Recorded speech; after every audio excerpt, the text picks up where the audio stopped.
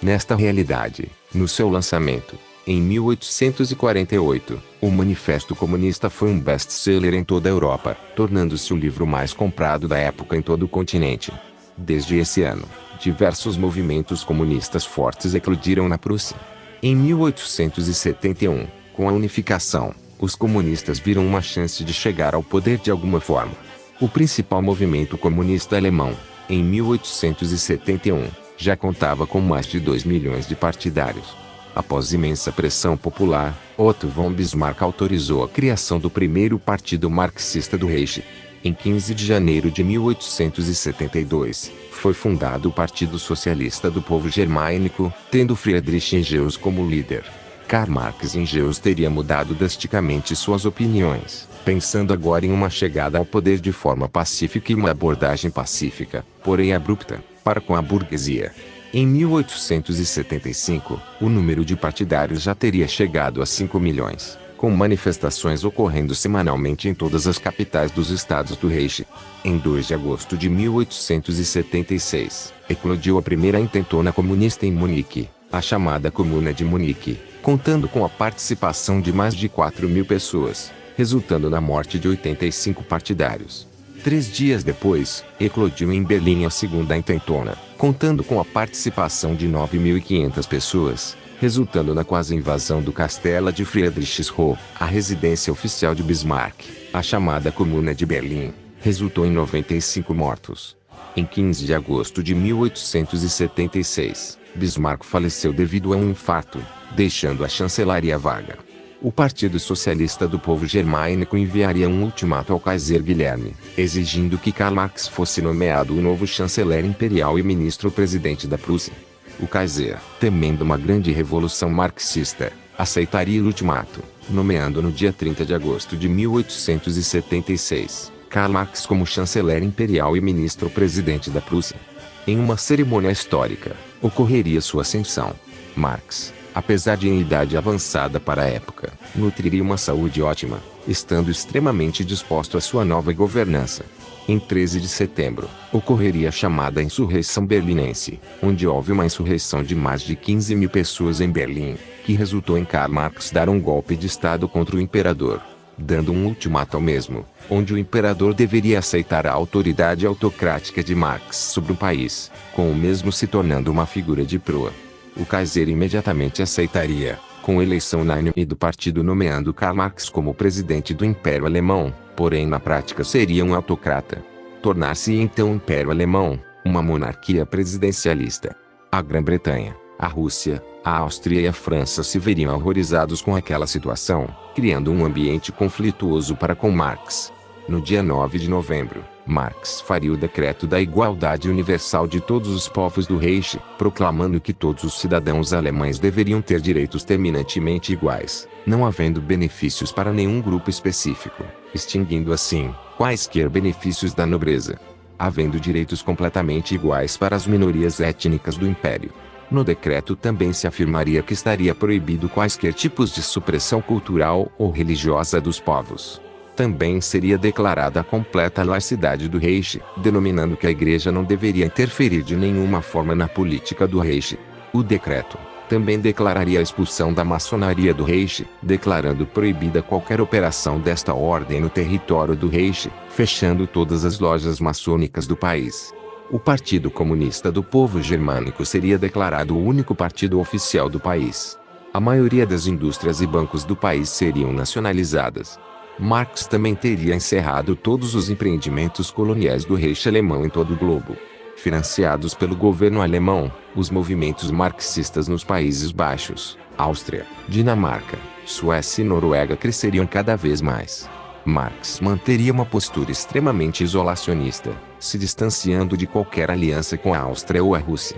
Em 15 de novembro de 1884, apesar das imensas pressões de Marx para que não houvesse uma partição da África, elas foram em vão perante as potências europeias. Havendo a Conferência de Londres, a partição do continente africano, a Alemanha porém se manteria em protesto contra a partição, não fazendo nenhuma reivindicação territorial. A maior parte das colônias africanas iria para a Grã-Bretanha, especialmente a Namíbia e a Tanzânia. As da África Ocidental provavelmente iriam para a França. Em 22 de março de 1888, faleceria o Kaiser Guilherme I, subindo ao trono o Kaiser Frederico III. 99 dias depois, faleceria o Kaiser Frederico III, subindo ao trono Guilherme II. Em 23 de outubro de 1892, Karl Marx faria o chamado Edito do Povo de Outubro, onde toda a nobreza alemã seria abolida, com todas as monarquias regionais alemãs também sendo abolidas, havendo a destituição de títulos de toda a nobreza. Sem as colônias, veríamos uma marinha alemã muito reduzida. Havendo uma marinha por prestígio, mas sem termos de tamanho, para não ameaçar a supremacia naval britânica. Veríamos um estreitar cada vez maior de relações entre o Reich alemão e os Estados Unidos. Marx agiria de forma amigável com os Estados Unidos por motivos meramente estratégicos. Em 4 de dezembro de 1892, faleceria Karl Marx, o presidente do Império Alemão, havendo grande comoção popular, tendo sido nomeado como sucessor, Friedrich Engels. Devido às ações abruptas de Marx contra a nobreza, o regente Luís da Baviera lideraria uma contra-revolução contra o governo de Engels. Com a revolução eclodindo no dia 3 de abril de 1893, ocasionando na Guerra Civil Alemã. O Kaiser Guilherme II, porém, se manteria neutro perante o conflito. Pressentindo que se posicionar perante o conflito em ambos os lados resultaria em algo horrível para a sobrevivência da dinastia Hohenzollern no trono. Em 12 de dezembro de 1893, a Guerra Civil Alemã terminaria, com a vitória de Engels sobre a nobreza. Em 1900, iniciaria a Revolução Cultural Alemã, que acabaria de vez com a economia de mercado e estatizou a economia do país. Áreas importantes, como a indústria e a agricultura, passaram inteiramente para as mãos do Estado. Todos os elementos restantes da nobreza foram expurgados. Houve a perseguição completa de todos os opositores políticos, e repressão completa de todas as movimentações de insatisfação popular. A Revolução também realizou a coletivização da terra. Nesse processo, ele ordenou que todas as terras produtivas passassem a pertencer ao Estado. Aboliu-se a propriedade privada, e tudo que tinha nela, como a produção, as ferramentas e os animais, foi tomado pelo Estado. Engels formou a Guarda Vermelha, com o objetivo de tomar o poder dos governos locais e as lideranças das sedes do Partido Comunista. Além disso, essa guarda denunciava aqueles que eram considerados inimigos da Revolução ou que tinham opiniões ligadas à ideologia burguesa. Em 17 de março de 1913, faleceria Friedrich Engels, o presidente e autocrata do Império Alemão, gerando imensa comoção popular. Karl Liebknecht seria o sucessor nomeado. Karl daria prosseguimento à Revolução Cultural. Até aquele momento a Revolução Cultural já teria resultado na morte de mais de 105 mil pessoas.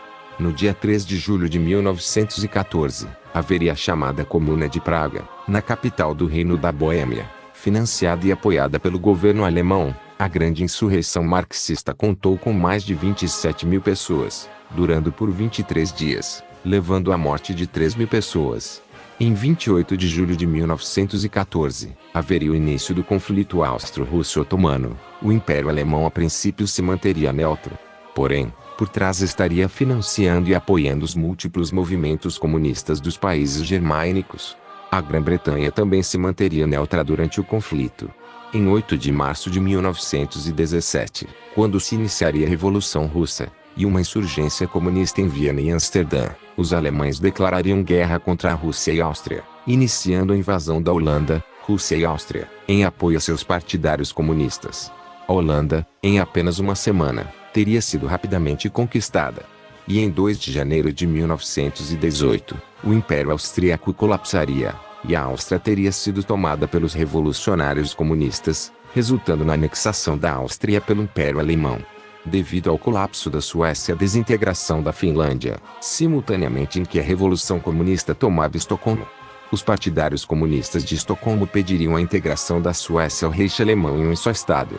Em 27 de janeiro de 1920, devido à integração da Suécia, Holanda e Áustria ao Reich Alemão, o presidente Karl Liebknecht, em conjunto com o imperador Guilherme II, anunciariam o surgimento da União dos Países Socialistas Germânicos.